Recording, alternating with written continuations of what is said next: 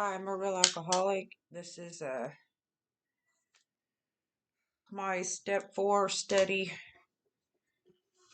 of Alcoholics Anonymous, 12 Steps and 12 Traditions, all beat up. Hey to everyone who loves me watching. Okay, so here's my disclaimer. I don't know everything. I'm not a spiritual guru. I'm not doing this for attention. In fact, I don't want to do it. I believe this is what God wants me to do. It doesn't make any sense. But so I'm trying to study step 4, and I got what's called analysis paralysis. I'm trying to figure it out, go a little bit deeper, go a little bit deeper. Well, I don't want to waste my time. I don't want to waste your time. I want to know what I'm talking about. I want to do it right. Perfectionism. But the more I studied, the deeper I got until I just I stopped.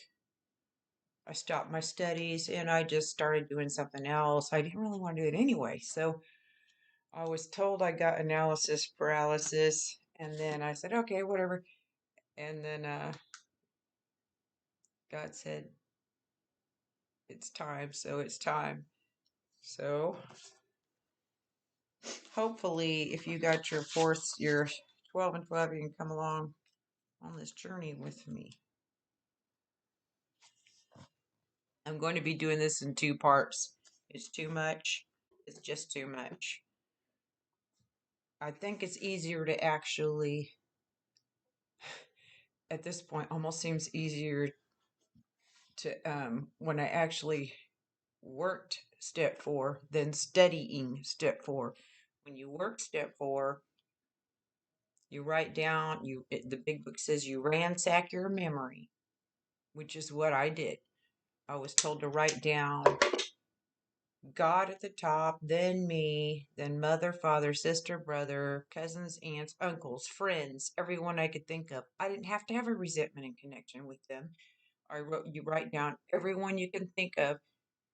Okay, there's no emotion attached to it. Some stuff's going to come up when you do that. You're going to remember some stuff, and just write it down. And I had about 10 pages on both sides with 2 columns. So it was like 4 rows per page. It was like 20 pages of people. Most of those I did not even have any resentment and connection with, but I saved the list for step 9 or 8. 8. So then you already have that. Cheat sheet.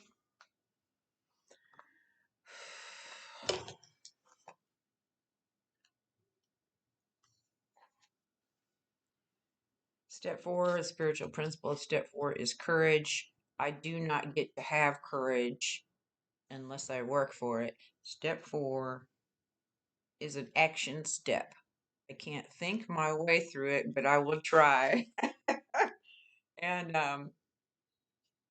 I can take action. So I get courage whenever I face a fear.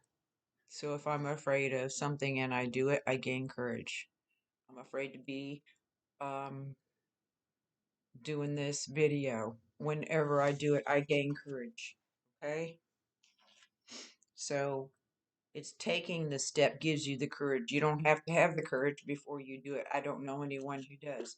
And I got really stuck. I told my sponsor, I said, I just can't get it done. She said, just do 15 minutes a night.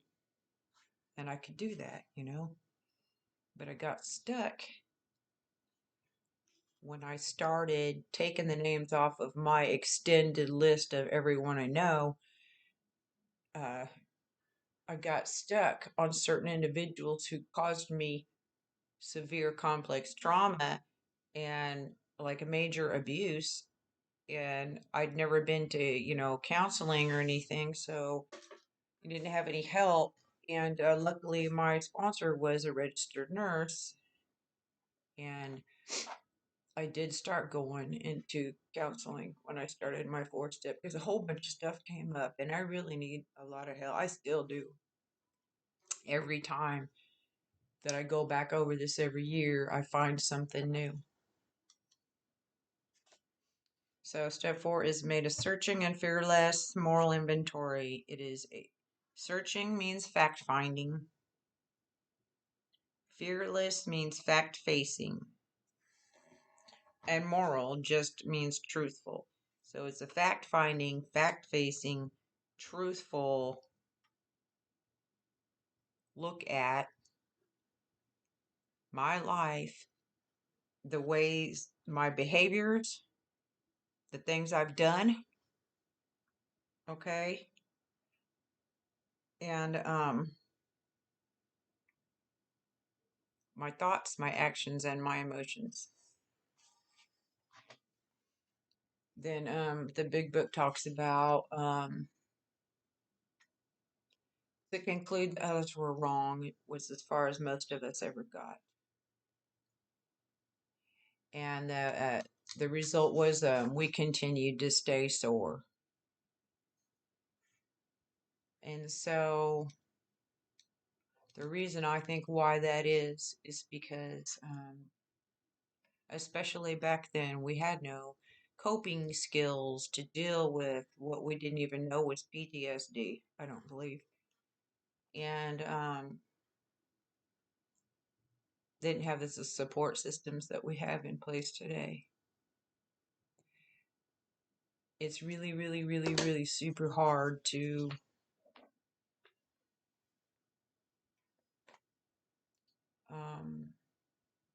relive and reprocess stuff that I had felt like I successfully buried so that I'd never have to deal with it again. And sometimes those emotions are so painful that a human brain will shut down because you can only handle so much. So, that's a defense mechanism that I utilized. I utilized it very well. I was told that I utilized it very well. That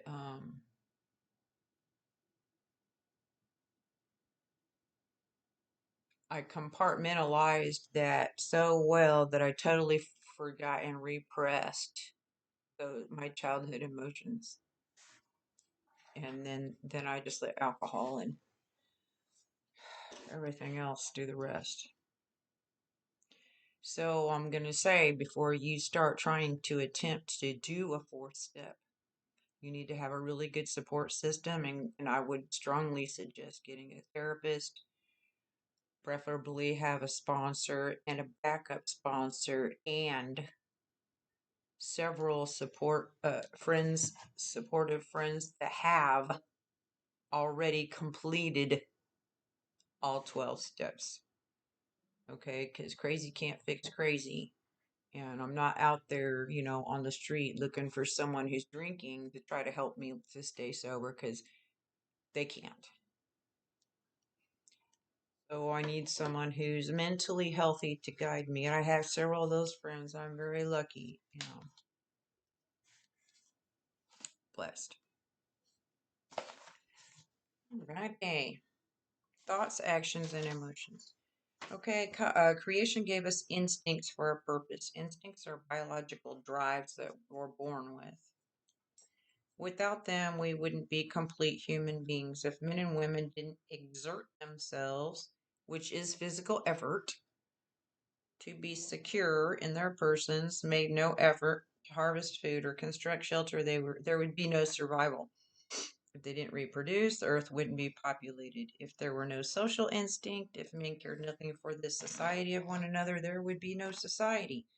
So these desires for the sex relation, material and emotional security, and companionship are perfectly necessary and right and surely God given. So there's our instincts. Basic instincts are social, sexual, security, and companionship.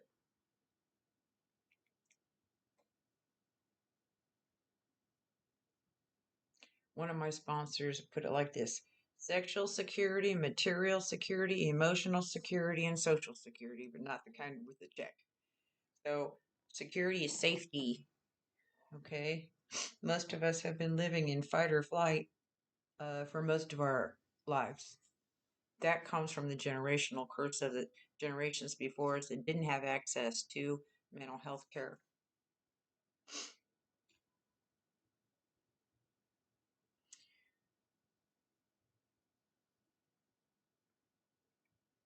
Going back to the um, when it says made a searching a fearless moral inventory, it's not talking about it is, but it kind of isn't. So the word moral here, because there's more than one meaning.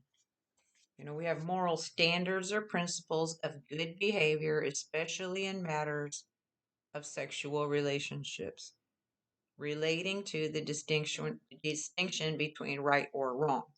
Nowadays, we don't have any distinction between right or wrong. Everyone gets to decide what they believe is right for them or wrong for them.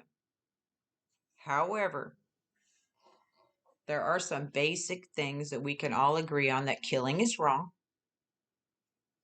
And someone would even argue with me there and say, oh, well, we can kill somebody if they're a threat to society. So we're using moral as truthful, not good person, bad person here. Although it's pretty bad. Next paragraph. Yet these instincts, so necessary for our existence, often far exceed their proper functions. Powerfully, blindly, sometimes subtly, they drive us, dominate us, and insist upon ruling our lives. Break it. So if I take those words, subtly, which is, hold on. Okay, sorry about that.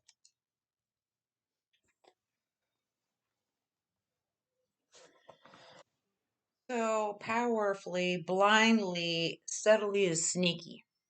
Powerfully, blindly, sneaky. They drive us, they push us without our consent, basically. Almost. They push us, they control us. But dominate. They control us and insist upon ruling our lives. Our desires for sex, material and emotional security, and for an important place in society often tyrannize us. Tyrannize means to cruelly rule.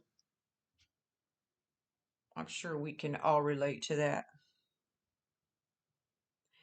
When thus out of joint, man's natural desires cause him great trouble, practically all the trouble there is. Nearly every serious emotional problem can be seen as a case of misdirected instinct. Okay. When that happens, our great natural assets, the instincts, have turned into physical and mental liabilities. So, a liability is a person or thing that causes you a lot of problems. Misdirected instincts, I want to say, uh, we were put, I don't know, a lot of us were put in situations that weren't normal. And for me, especially even as a child, maybe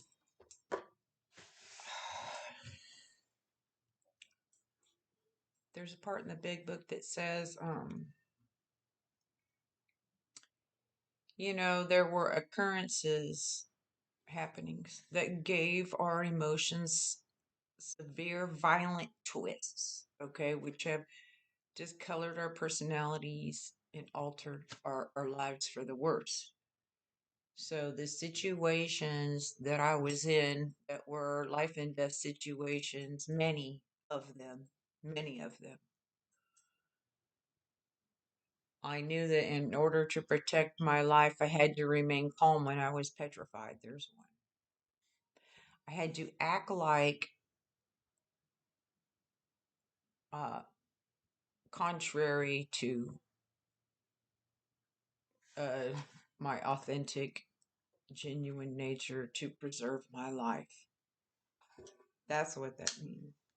And when you do that, that causes emotional problems. I think it causes brain damage. Complex post-traumatic stress disorder is brain damage. Next paragraph. Step 4 is our. Make sure I got all this shit. Hold on.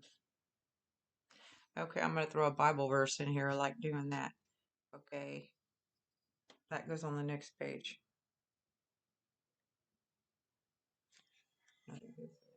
Okay, here it is. Step 4 is our vigorous and painstaking effort to discover what these liabilities in each of us have been and are. Okay, break it down. Step 4 is our very determined, vigorous, painstaking, which means a lot of care, effort, and attention to detail.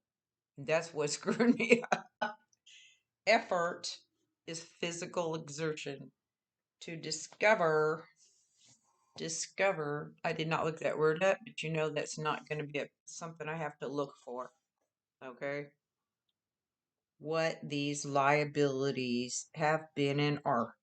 So the liabilities are things that cause me problems. So my liabilities are going to be different than yours.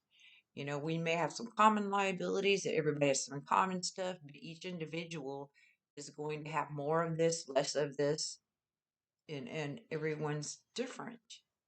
We've all had different experiences. We're all different human beings, but we can agree that every alcoholic and addict does have some emotional deformities, like it talks about in the big book, okay? And that's the same thing. Emotional deformities are the same thing as character defects, the same thing as liabilities, the same thing as, uh, they even use the word sins, the same thing as shortcomings. They're all the same thing. The wrong behaviors, you know? It's all the same thing, basically. We want to find exactly how, when, and where our natural desires have warped us. Who, what, when, where, why, how. Who, what, when, where, why, how is going to tell you everything you need to know about you.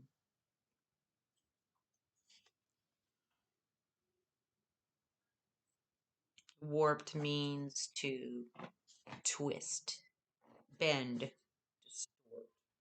There's another part of the big book that says it is from our twisted relationships that most of us have suffered, that we have suffered the most, you know? Many of us have suffered the most. So we wish to look squarely at the unhappiness this has caused others and ourselves. That's the balance. I can't just say, you know, these people hurt me and I didn't have no part, which may be the case and probably is for a lot of us. And you did nothing to deserve that. However, if I'm honest with myself, the things that happened to me in the past caused me to become a person that unintentionally harmed other people. Okay? And I have to know that. And I have to accept it. So then there's another saying that says, you know, uh,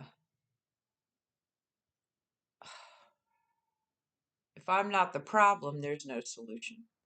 And that means I want to find. And it says we want to. We want to find out.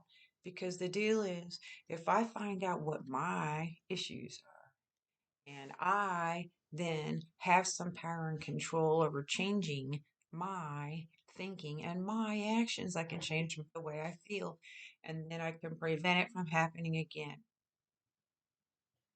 But if I'm only looking at what they did, and get stuck there with, you know, paralysis of how bad and how horrible they were, then I don't see my power and I stay powerless.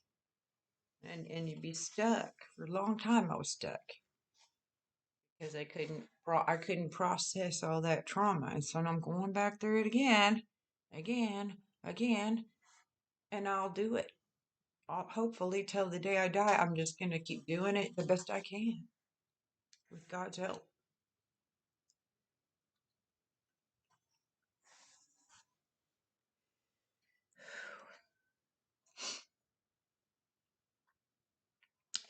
We wish to look at this squarely.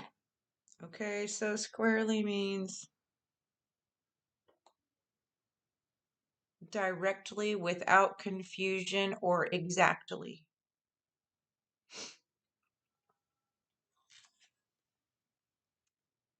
Squarely at the unhappiness this has caused ourselves and others. By discovering what our emotional deformities are, we can move toward their correction. Without a willing and persistent effort to do this, there can be little sobriety or contentment for us. Without a willing and continuing, persistent means continuing firmly or obstinately. So we can use our obstinacy right here. Without a searching and fearless moral inventory, most of us have found the faith which really works in daily living is still out of reach. Okay, so searching and fearless moral inventory, have not afraid to look at the truth, or be afraid to look at the truth and look at it anyway, because looking at it a little bit at a time, I don't have to do it all at once. Then I can process it. As long as I let another person in with me to help me process it, and then I know that I'm not trying to fix myself on my own, because then I'll get stuck in a circle. Before tackling the inventory problem in detail, let's have a closer look at what the problem is. Simple examples like the following take on a world of meaning when we think about them. Suppose a person places sex desire ahead of everything else. In such a case, this imperious urge can destroy his chances for material and emotional security, as well as his standing in the community. Imperious? I don't have that. I don't have that word defined. But I remember looking it up, and it means like um, most important. Another may develop such an obsession for financial security that he wants to do nothing but hoard money. Going back to obsession means we can feel what it means. We're powerless to resist those demands. So then, if I'm powerless to resist the emotional and mental issues, then that's taken my power to resist alcohol. So that's why we have to make sure we do a really, really, really, really good fourth step. Okay. I think the better fourth step I do, the better my sobriety, the more solid my sobriety. Another may develop such an obsession for financial security, wants to do nothing but hoard money. Going to the extreme, he can become a miser, which is hoarding money, or even a recluse, which is a hermit who denies himself both family and friends. So during the COVID lockdown, got a really big taste of what it's like to be a hermit, and how to hold on to my money. I didn't want to go anywhere because I didn't have, I'd save for a car, and then I didn't have, I'm getting sober. I didn't have any clothes. I didn't have any, you know, so all my pennies went to saving I really didn't get to socialize much, and I still haven't.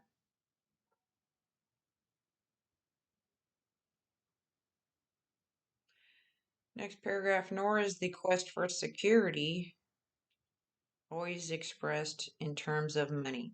Security, safety, or freedom from. How frequently we see a frightened human being determined to depend completely upon a stronger person for guidance and protection. This weak one, failing to meet life's responsibilities with his own resources, never grows up. Disillusionment and helplessness are his lot. In time, all his protectors either flee or die, and he is once more left alone and afraid. That that's me, man.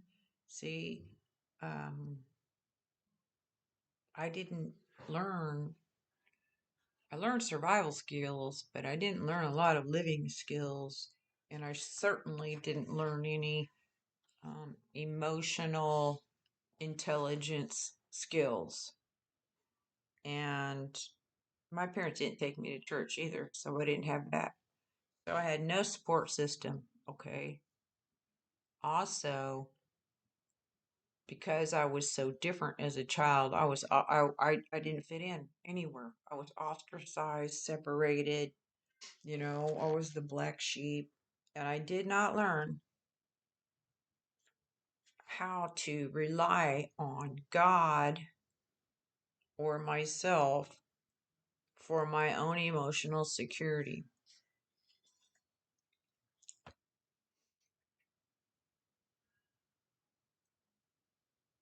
I felt like I needed to have a relationship and a lot of people around me all the time because that's the only way I was going to feel safe, is if there was someone telling me what to do, telling me how to feel, telling me what to think. You know, I didn't have that growing up. No one told me how to act, uh, or how to act emotionally appropriate. What they told me was, shut up and go to your room. If you cry, I'll give you something to cry about. That's what my generation grew up with. Go outside and play. Don't come back till the lights come on, but you better come back when those lights come on, because if you don't, you're getting your ass beat with a belt or worse. And I don't want to hear your problems. Just quit your sniveling. Okay? One of my dad's favorite, because I didn't know how to emotionally regulate myself, and they didn't either. Emotions were bad. Woo.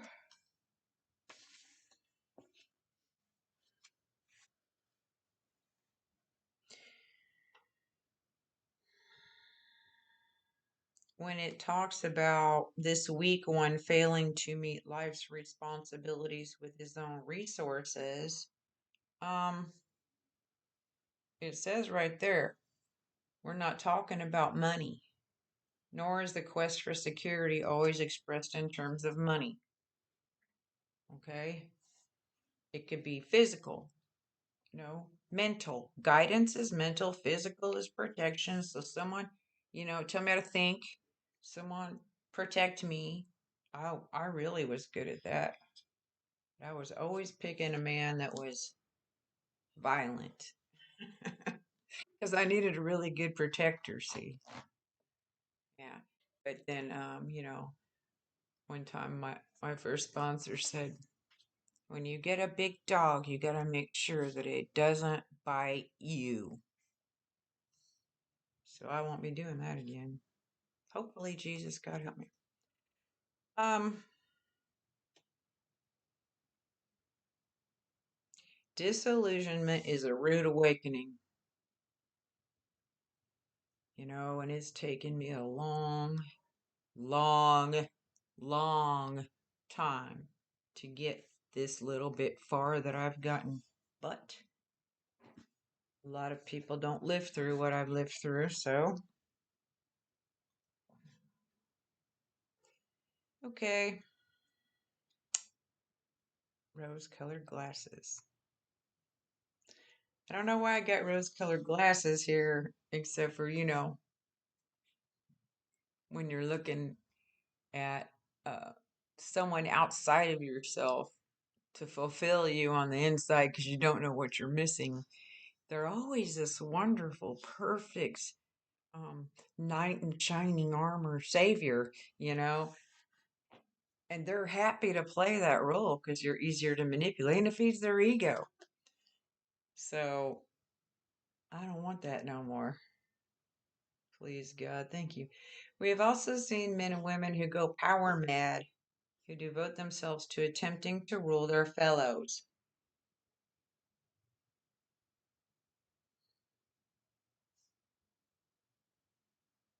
Some more social instincts are social bonding, maternal instinct, territorial behavior. And also, an inventory is a list of traits, preferences, attitudes, abilities, or interests used to evaluate something. Can't read my own handwriting. Or personal skills or personal characteristics. In the dictionary, it lists a personal inventory as the traits, preferences, attitudes, abilities, or interests to evaluate our skills or personal characteristics.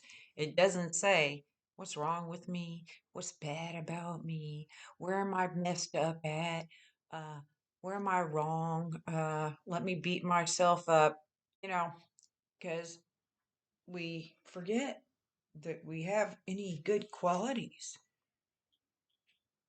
And that was a really good one of the one of the control tactics that has been used on me.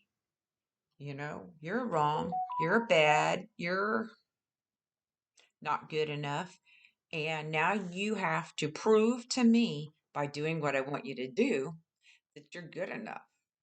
Okay? Because now I made you feel like you're a piece of crap. Now you have to climb back up out of the low self esteem that I just crushed, all in the name of humbling someone and showing them who's the boss. Now you have to climb up out of that hole, rebuild yourself again, and then you got to prove to me that you're good enough. Pause.